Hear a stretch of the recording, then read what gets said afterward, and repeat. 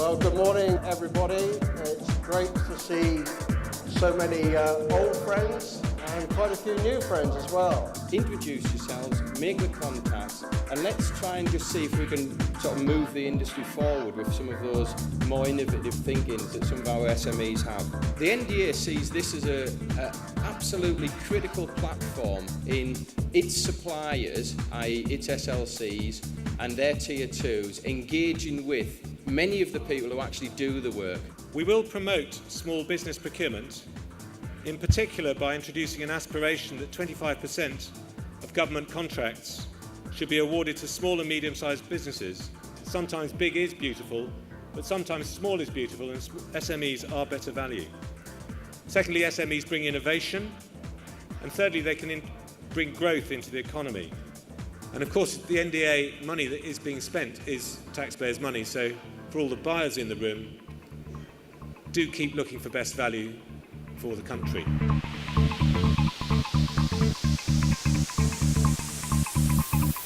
There's always going to be a need for NDA to hold certain IP and have licenses across its sites, but we are willing to listen, and we're in the process of revising our IP policy. We want to have a competitive market. We're going to have a lot more early contractor engagement. We're reviewing our policy, and very soon we hope to roll out a more flexible approach. Priority measures and transparency means that the NDA as a public body now needs to ensure we compete and openly compete in a transparent way any contracts over the threshold of £10,000. What Contracts Finder does though, it pulls all opportunities from tenders electronically daily into Contracts Finder. And as the system beds down, we're hopefully looking to put tier 2 opportunities into this system as well.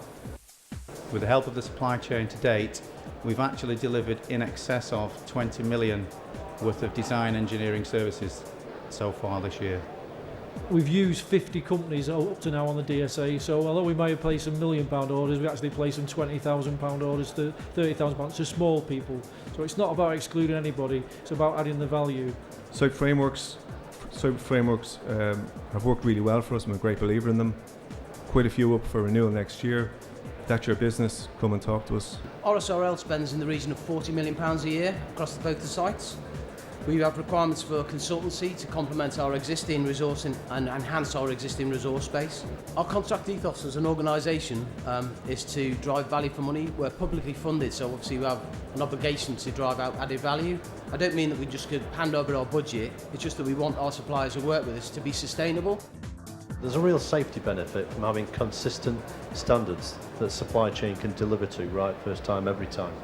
How can we see what other stakeholders are doing and make sure that what we have learned and what we are doing is understood by them?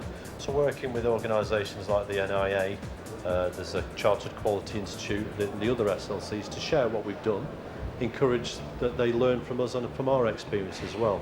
So we don't start individually across the industry solving the same problems independently. So this afternoon is our celebration of your successes.